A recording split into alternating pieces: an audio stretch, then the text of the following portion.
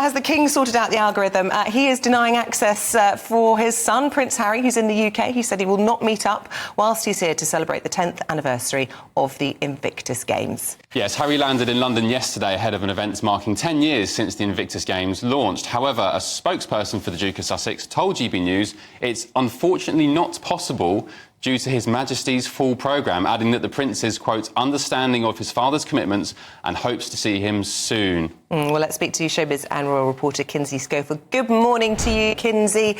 I mean, whatever way you cut this is a snub from his father. I mean, surely, especially given that he's had health concerns recently, no matter how busy your diary is, nobody doubts that it's busy, you find time to see your son when he lives on the other side of the world, surely. I mean, I do think, especially for the American market, that Prince Harry is courting so aggressively that this plays very well into his victimhood narrative. Daddy didn't love me. I'm only the spare. I wasn't hugged as a child. He didn't take me on bike rides. I mean, that falls right in this category.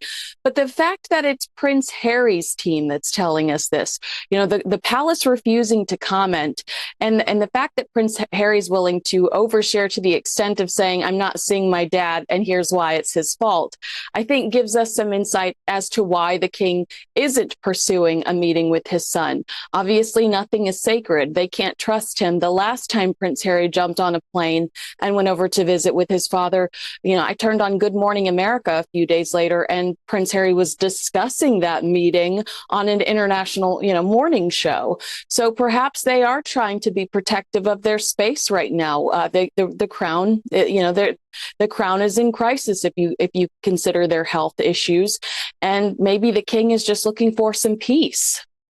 Yeah, I guess, Kinsey, throwing your family under the bus in the manner that he did has consequences. Who'd have thought? But what about the Princess of Wales, Katherine? She's, of course, recovering battling cancer still, and is recovering as we speak. He's not even going to visit her, is he? Prince William is away, of course, but they were so close at one point, and it just seems rather sad that he can't find even a couple of minutes to meet with her. Well, I feel kind of, you know, in their defense, I wonder if both the King and the Princess of Wales are being instructed by their doctors to be wary of socializing with somebody who's just been on a plane with how many people we don't know. Prince Harry's meeting with a lot of people over the next 3 days for the Invictus Games. And the Princess of Wales, we do know, is going through preventative chemotherapy for cancer. That will weaken your immune system. That's why we're not seeing her very often. So it could be as simple as just trying to protect her body and her strength right now. Come on, Kinsey. He was on a private jet, you know it. Anyway, as Ben was alluding to, we're hearing these reports. I think Tatler have been claiming that Prince William's away for a night. He's off to Nans Ledan.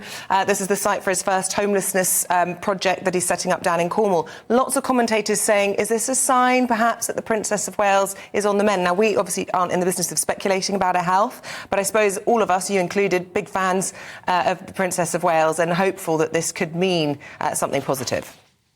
Yeah, I really felt a little relief when I saw him joking about Jack Whitehall and throwing it back to Jack Whitehall, always saying that Kate was the one that got away. I mean, the fact that he was willing to make light of that situation, to me, gave me a little bit of hope.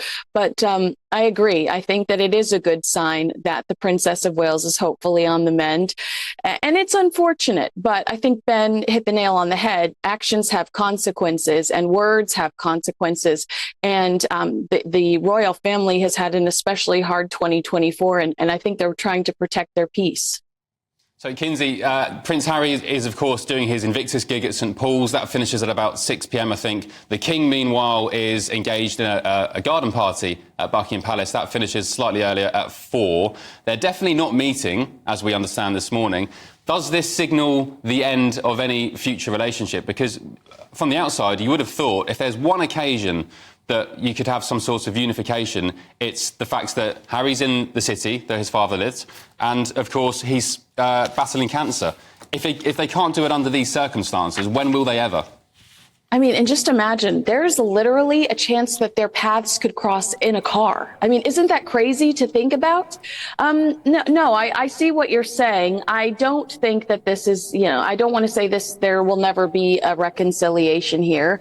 I think that this just isn't the right time. Patience is a virtue, and this just isn't the right time. But I will say both sides were telling me that there was going to be a meeting. So did something happen over the last few days? Was there an argument about Camilla being in the room? What could have taken place that sent this south? Because we were all being told to expect a meeting between Harry and his father. Definitely raises more questions than it answers. Kinsey Schofield, as always, lovely to see you. Thanks very much. Thank you. Thank you. I'm not sure if someone had called my wife a wicked stepmother, I'd be keen on meeting them either. Who knows? Well, families, it's easy to lose them. You don't get to choose them. I think it's always sad when there's, bad beef between father and son.